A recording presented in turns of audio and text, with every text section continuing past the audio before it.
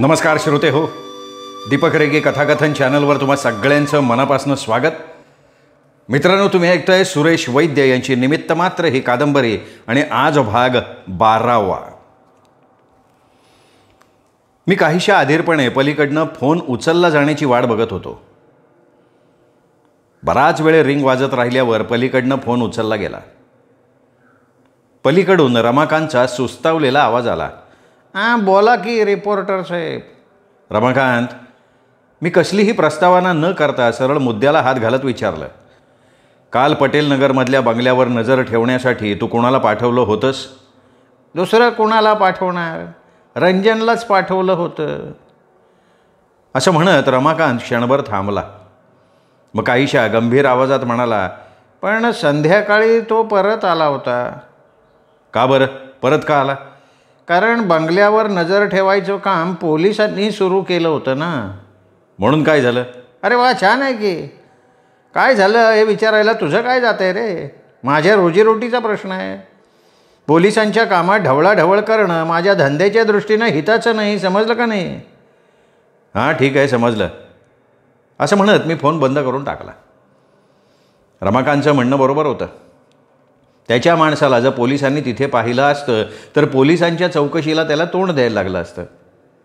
मग त्यातून उगाचच नको ते प्रश्न निर्माण झाले असते.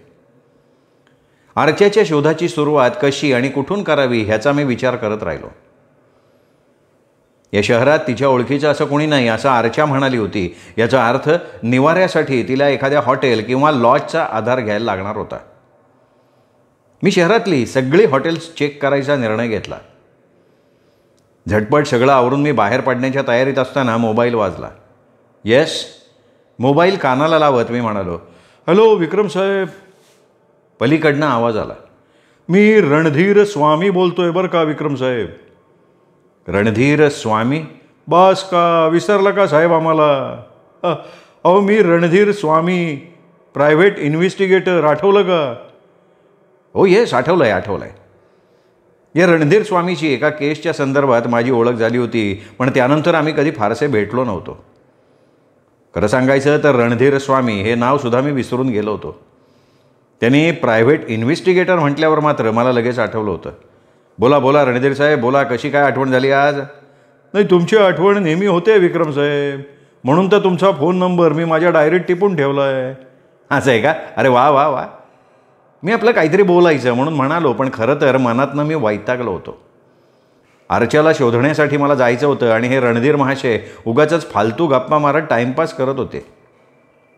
मी जरा घाईत आहे असं सांगून फोन बंद करण्याच्या विचारात असताना रणधीर म्हणाला, मी असं ऐकलं आहे की रॉजर डिकास्टा मर्डर केसमध्ये तुम्ही इंटरेस्ट घेताय, खरं आहे का हे? हो, खरं आहे ना. रॉजरची डेड बॉडी माझ्या फ्लॅटमध्ये सापडल्यामुळे मला इंटरेस्ट घेणं भागच आहे, नाही का? मी जर रॉजरच्या मारेकऱ्याचा शोध घेण्यात इंटरेस्ट दाखवला नाही तर पोलीस माझ्यावर मर्डरचा चार्ज लावतील, मला आत टाकून देतील. अहो, पोलिसांची काय हिंमत आहे तुम्हाला आत टाकायची? नाही, असंच काही नाही रणधीर साहेब, शेवटी पोलिसांना सुद्धा कायद्याप्रमाणे वागावं लागतं. असं म्हणत मी क्षणभर थांबलो. मग फोन बंद करण्याच्या हेतूनं म्हणालो, एनिवे, तुम्ही कसा काय फोन केलात? मला काही विशेष? हो, विशेषच आहे.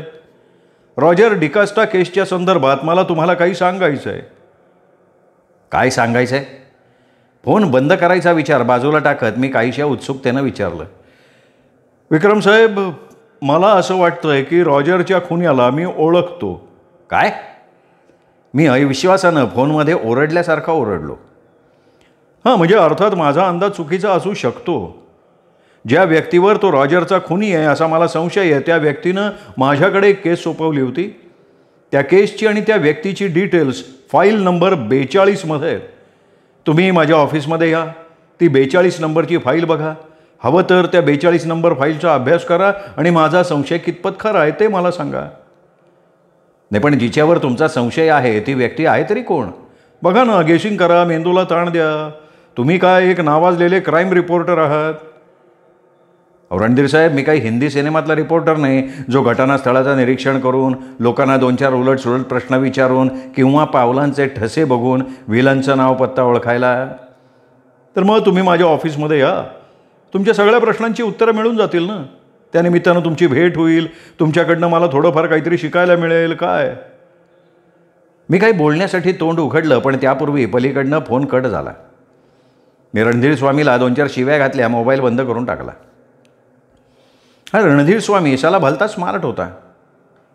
मला आपल्या ऑफिसमध्ये बोलवण्यामागचा त्याचा उद्देश काय असावा? कदाचित त्याला खरोखर मला भेटायची इच्छा असेल, किंवा त्या व्यक्तीचं नाव सांगण्यासाठी माझ्याकडून त्याला काहीतरी किंमत वसूल करायची असेल. मला ही दुसरी शक्यता जास्त वाटत होती. ते काय असो, रणधीर स्वामीनं जे काही सांगितलं होतं त्यामुळे माझी उत्सुकता शिगेला पोचली होती, आणि म्हणून मी त्याला ताबडतोब भेटायचा निर्णय घेतला. रणधीर स्वामीचं ऑफिस ताडदेव रोडवर असलेल्या एका इमारतीत 3ऱ्या मजल्यावर होतं. इमारतीच्या पार्किंगमध्ये पल्सर उभी केली आणि मी लिफ्टने 3ऱ्या मजल्यावर आलो. लिफ्टमधनं बाहेर पडून कॉरिडॉरमधनं चालत चालत मी रणधीर स्वामीच्या ऑफिसच्या दिशेनं गेलो. मी त्याच्या ऑफिसच्या दारासमोर पोहोचलो असताना एक तरुणी धावत त्या दारातनं बाहेर पडली आणि जोरात मला धडकली. अचानक झालेल्या त्या धडकेनं मी आणि ती तरुणी, आम्ही दोघेही तोल जाऊन खाली पडलो. ती तरुणी अतिशय घाबरलेली दिसत होती. तिच्या डोळ्यात मूर्तिमंत भीती भरून राहिली होती. एवढंच नाही तर तिचं अवघं शरीर घामानं थपथपलं होतं. तिची ती अवस्था बघून असं वाटत होतं की जणू दिवसा ढवळ्या तिने भूत बघितलंय. स्वतःला सावरून मी उठलो, कपडे झाडले, त्या तरुणीला आधार देऊन उठवलं. तिचं शरीर अजूनही एखाद्या वेलीसारखं थरथरत होतं. काय झालंय काय मॅडम? मी काहीशा आश्चर्यानं तिच्या अवताराकडे बघत विचारलं. अहो मॅडम, तुम्ही एवढ्या घाबरलाय का? त्या तरुणीच्या तोंडून आवाजसुद्धा फुटत नव्हता. भयभीत नजरेनं तिने ऑफिसच्या दाराकडे बघितलं. मी एकदा ऑफिसच्या दाराकडे बघितलं, मग पुन्हा त्या तरुणीच्या चेहऱ्याकडे बघितलं. ती तरुणी आपल्या कोरड्या पडलेल्या ओठांवरनं पुन्हा पुन्हा जीभ फिरवत होती आणि आपल्या भीतीवर ताबा मिळवायचा प्रयत्न करत होती. मी त्या तरुणीला पुन्हा एकदा तोच प्रश्न विचारण्यासाठी तोंड उघडलं, पण मग तिची अवस्था बघितली आणि विचार बदलला. त्या तरुणीला तिथेच सोडून मी रणधीर स्वामीच्या ऑफिसच्या दाराच्या दिशेनं पुढं झालो. त्या तरुणीला तिथेच सोडलं तर कदाचित ती पळून जाईल हा विचार मनात आला आणि मी थांबलो. वळून त्या तरुणीचा हात पकडला आणि तिच्यासह दारातनं आत शिरलो. त्या तरुणीला आत यायची इच्छा नव्हती. आपला हात सोडून घ्यायचा प्रयत्न करत ती भयभीत स्वरात म्हणाली, नाही नाही, मी नाही आत येणार, प्लीज मला सोडा तुम्ही, प्लीज मी नाही येणार आत. का नाही येणार आत? तीक्ष्ण नजरेनं तिच्याकडे बघत मी विचारलं. अहो ते तिथे ते अतिशय घाबरल्यामुळे ती पुढचं काही बोलूच शकत नव्हती. हे बघा, मी काहीशा जरबेच्या स्वरात म्हणालो. ते ब असं म्हणून तुमची सुटका होणार नाही. खरं खरं सांग, तू आत यायला का घाबरतेस? अहो आतमध्ये ना रणधीर साहेबांचा खून झालाय हो. काहीशा अडखळत्या थरथरत्या आवाजात ती म्हणाली आणि मी एकदम धक्का बसून ओरडलो, काय म्हणून. आणि तिला आणखीन काही विचारण्याच्या भानगडीत न पडता तिला जवळजवळ ओढत मी ऑफिसच्या खोलीत शिरलो. समोरच टेबलाच्या मागे असलेल्या खुर्चीवर रणधीर स्वामीचं प्रेत पडलेलं होतं. त्याच्या शरीरावर 2 ठिकाणी गोळीच्या जखमा होत्या. एक जखम गळ्याच्या खाली होती तर दुसरी छातीच्या उजव्या बाजूला होती. दोन्ही जखमांमधनं बराच रक्तस्राव झालेला दिसत होता. अजूनही हळूहळू रक्त ठिपकत होतं. मी पुढे होऊन हलकेच त्याच्या शरीराला स्पर्श करून बघितला. शरीर अजूनही काहीसं गरम होतं. याचा अर्थ त्याचा खून होऊन फार वेळ उलटला नव्हता. त्याचवेळी माझी नजर भिंतीला लागून असलेल्या एका लोखंडी कपाटाकडे गेली. त्या कपाटाचं दार सताड उघडं होतं आणि त्यात असलेल्या फाईल्स विखुरलेल्या अवस्थेत इकडे तिकडे पडल्या होत्या. अर्थ अगदी स्पष्ट होता. 42 नंबरची फाईल मिळवण्यासाठी कपाटाची आणि त्यातल्या फाईलींची ही अवस्था केली गेली होती.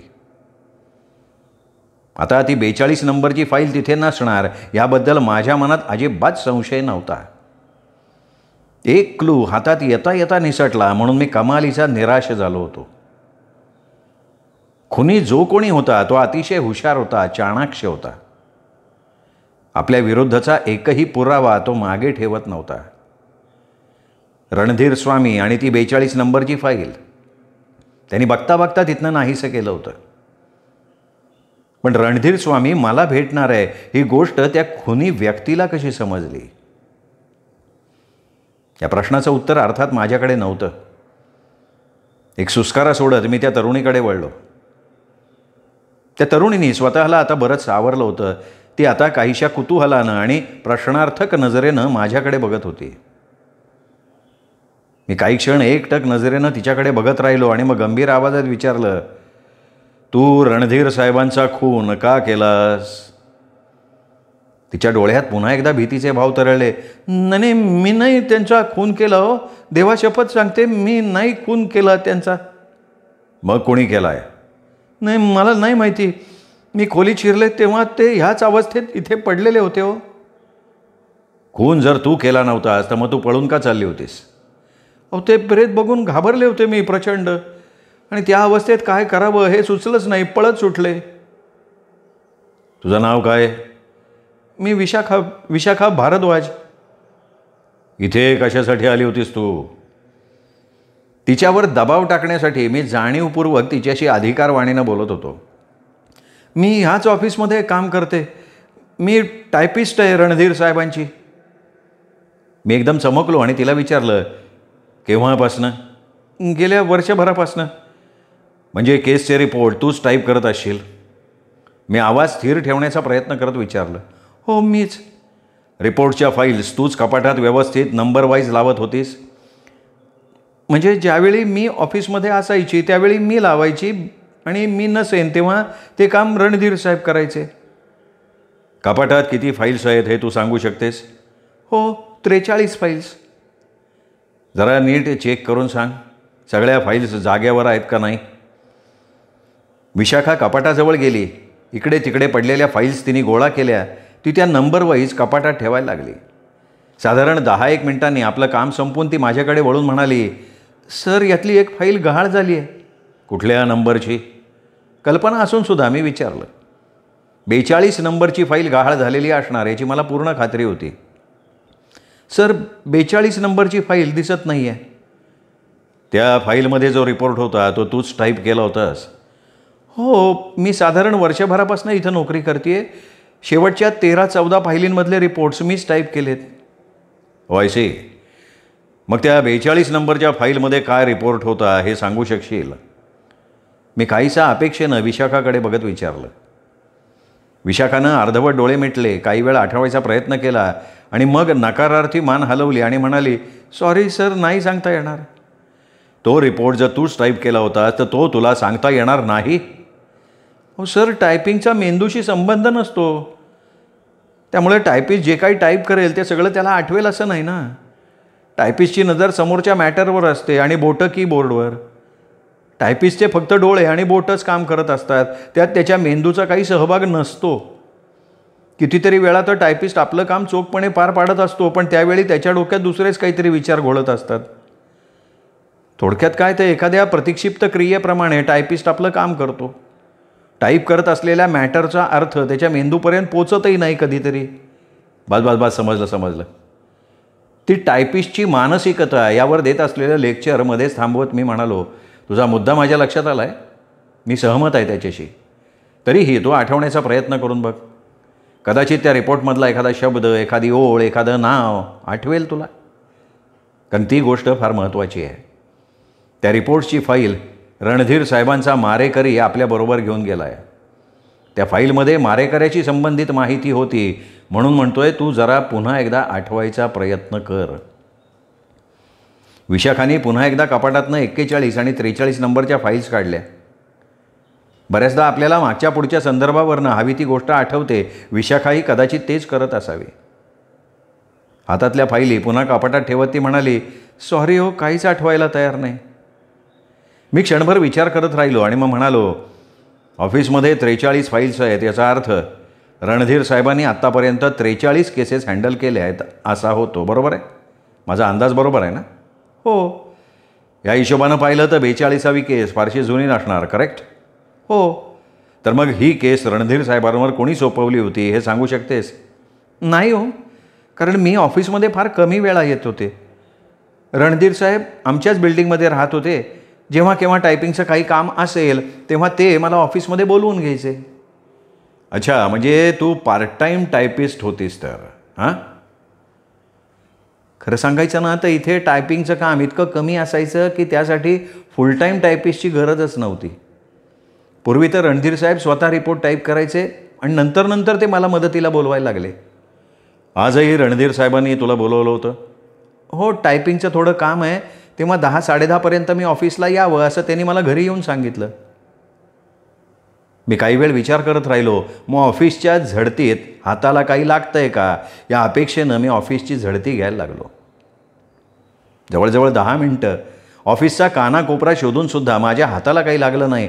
त्यामुळे खुनी व्यक्तीपर्यंत पोचायला काही मदत होऊ शकेल असं मला वाटत होतं, ते काही घडलं नाही. मनातनं कमालीचा निराश झालो. एवढी धावपळ करत इथे येऊन फायदा काही झाला नव्हता.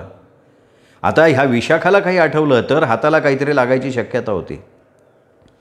तू त्या फायलीबाबत आठवायचा प्रयत्न कर प्लीज, मी पुन्हा एकदा विशाखाला म्हणालो. विशाखानं होकारार्थी मान हलवली आणि काही आठवलं तर लगेच मला ह्या नंबरवर फोन कर असं म्हणत मी खिशातनं माझं व्हिजिटिंग कार्ड काढलं, विशाखाच्या हातात देऊन टाकलं. त्या व्हिजिटिंग कार्डवर माझा मोबाईल नंबर, ऑफिसचा पत्ता, फोन नंबर सगळं काही होतं. व्हिजिटिंग कार्डवर नजर पडताच विशाखानं काहीसं चमकून माझ्याकडे बघितलं. अरे, म्हणजे तुम्ही पोलिसांशी संबंधित नाही? नाही का? मी पोलीसवाला आहे असं तुला कोणी सांगितलं होतं का? विशाखाचा चेहराच पडला. काहीशा नाराजीच्या स्वरात ती म्हणाली, मी तर तुम्हाला पोलीस ऑफिसर समजून बोलत होते. तुला पोलीस ऑफिसरशी बोलायची फार हौस आहे असं दिसतंय. ठीक आहे, मी पोलिसांना फोन करून बोलवतो, मग तू अगदी मनसोक्त पोलिसांशी गप्पा मार. काय? विशाखा गप्प राहिली. मी खिशातनं मोबाईल काढला, इन्स्पेक्टर पाटलांना फोन लावला. हां, बोल की विकी. पलीकडनं पाटलांचा आवाज आला. 24 तास उलटायच्या तू आरच्याचा शोध लावला काय? Good, very good. पाटील साहेब, तुम्ही तुमचं स्क्वॉड घेऊन ताडदेव रोडवर वेस्टर्न बिल्डिंगच्या 3ऱ्या मजल्यावर या ताबडतोब. तिथे प्रायव्हेट इन्व्हेस्टिगेटर रणधीर स्वामीचं ऑफिस आहे आणि त्या ऑफिसमध्ये त्याची डेड बॉडी पडली आहे. डेड बॉडी पडली म्हणजे? अरे काय, त्याचाही खून झाला काय? हो, आणि हा खूनसुद्धा ज्याने रॉजर आणि किशोर शर्माचा खून केला त्यांनीच केला असावा अशी माझी खात्री आहे. काय बोलतो तू? पाटील साहेब जवळजवळ ओरडूनच म्हणाले. हे मला सविस्तर सांग सगळं. हे बघा, फोनवर बोलण्यात वेळ घालवू नका पाटील साहेब, तुम्ही ताबडतोब इकडे या, मग सगळं काही सांगतो तुम्हाला. ठीक आहे, मी लगे निघतो. पत्ता परत एकदा सांग बरं.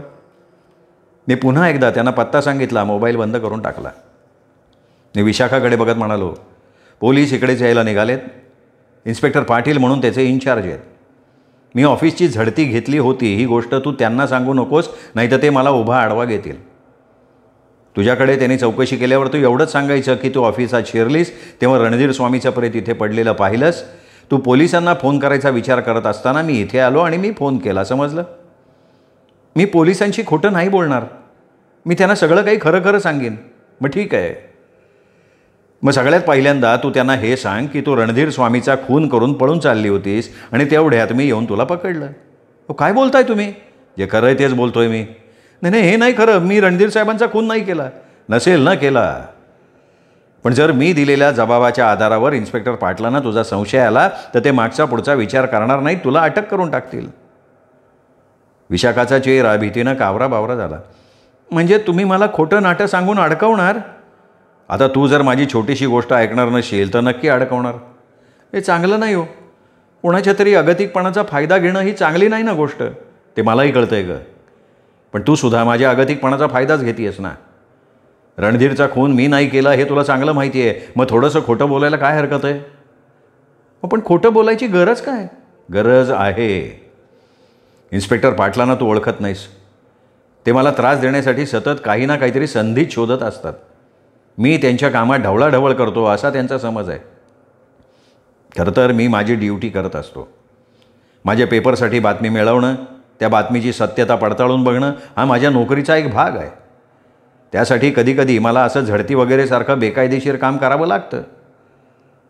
आता मला सांग, तू थोडीशी खोटं बोललीस तर त्यात कोणाचं काही नुकसान आहे का? मी विशाखाला माझी बाजू पटवून द्यायचा प्रयत्न केला, पण ती काही बोलली नाही, फक्त माझ्याकडे बघत राहिली. बरं चल, मी तुझ्या अगतिकतेचा फायदा घेत नाही. मी तुला विनंती करतो, रिक्वेस्ट करतो, तू इन्स्पेक्टर पाटलांना मी ऑफिसची झडती घेतली होती ही गोष्ट सांगू नको प्लीज. विशाखा हलकेच हसली आणि म्हणाली, हो म्हणजे शेवटी तेच की, फक्त सांगायची पद्धत बदलली आहे. मी सुटकेचा निश्वास टाकला. विशाखाच्या चेहऱ्यावरचं हास्य बघून मी जे सांगितलं तेच ती करणार याची मला खात्री पटली होती. मी समाधानानं व्हील्स शिलगावली आणि इन्स्पेक्टर पाटलांची वाट बघायला लागलो. काही वेळातच इन्स्पेक्टर पाटील आपल्या फौज पाट्यासह रणधीर स्वामीच्या ऑफिसमध्ये दाखल झाले. ऑफिसमध्ये शिरताच पाटलांनी नेहमीप्रमाणे एक तीव्र कटाक्ष माझ्याकडे टाकला आणि काही न बोलता ते रणधीरच्या डेडबॉडीच्या दिशेनं पुढं झाले. त्याचवेळी त्यांची नजर विशाखाकडे गेली आणि ते एकदम थबकले. तुम्ही कोण आहे? विशाखावर नजर रोखत त्यांनी आपल्या खास पोलिसी आवाजात विचारलं. मी विशाखा भारद्वाज. रणधीर साहेबांकडे मी टायपिस्ट म्हणून काम करते.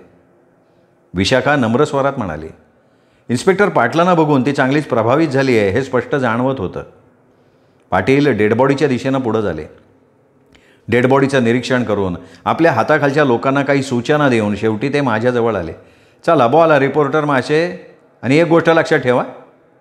नेहमीप्रमाणे आपल्या आवाजात धार आणत पाटील म्हणाले, अजिबात खोटं न बोलता जे काही आहे ते सगळं मला कळायला पाहिजे. समजलं का? हो समजलं. मी आज्ञाधारकपणे हे मान डोलवली. मी जे काही सांगीन ते खरं सांगीन, खोटं सांगणार नाही. ब्ले नाटकीपणा करू नको रे, बोलायला सुरुवात कर चल.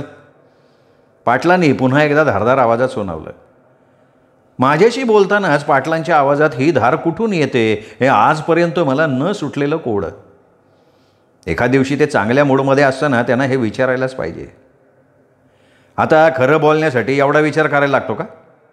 मी गप्प बसलेला बघून पाटलांनी कपाळावर सूक्ष्मशी आठी घालत मला विचारलं. आता मी त्यांना कसं सांगणार की ते चांगल्या मूडमध्ये कधी असतात याचा मी विचार करत होतो. नाही, खरं बोलण्यासाठी नाही विचार करावा लागत, पण पाटील साहेब माझ्या खऱ्या बोलण्यावर तुम्ही खरंच विश्वास ठेवणार का याचा विचार मी करत होतो. त्याचा विचार तू नको करू. काय खरं आहे काय खोटं आहे ते माझं मी बघतो. पाटील कोरड्या स्वरात म्हणाले. ही आयडिया चांगली आहे. म्हणजे प्रत्येक वेळी माझ्या बोलण्यावर तुमचा विश्वास बसलाय का नाही हे बघायला मला थांबायला नको. कसं? पाटलांनी काहीही न बोलता एक जळजळीत नेत्रकटाक्ष माझ्याकडे टाकला. ठीक आहे मी सांगतो. त्यांच्या नजरेचा अर्थ ओळखून मी म्हणालो. मी ऑफिसला जायची तयारी करत होतो. त्याचवेळी रणधीर स्वामीचा मला फोन आला. रॉजर आणि किशोर शर्माच्या मारेकऱ्याबद्दल काही सांगायचं आहे असं तो म्हणाला आणि त्यासाठी त्यांनी मला आपल्या ऑफिसवर बोलवलं. मी लगेच घरातनं बाहेर पडलो. पण जेव्हा मी इथे पोहोचलो तेव्हा रणधीर स्वामीचं प्रेत खुर्चीवर पडलेलं दिसलं आणि ह्या मॅडम इथे उभं राहून पोलिसांना फोन करण्याबाबत विचार करत होत्या. पण त्यांची अडचण अशी होती की त्यांना कुठल्याही पोलीस स्टेशनचा नंबर माहिती नव्हता. मला बघताच त्यांनी माझ्याकडे पोलिसांचा नंबर मागितला आणि मी स्वतः तुम्हाला फोन करून टाकला. बरं, आणखीन काय विशेष? आणखीन एक गोष्ट आहे. रणधीर स्वामीनं फोनवर मला सांगितलं होतं की फाईल नंबर 42चा अभ्यास केला तर रॉजरच्या मारेकऱ्याबद्दल काही क्लू मिळू शकतो. मग तू त्या फाईलचा अभ्यास केला का? पाटलांनी माझ्याकडे रोखून बघत विचारलं.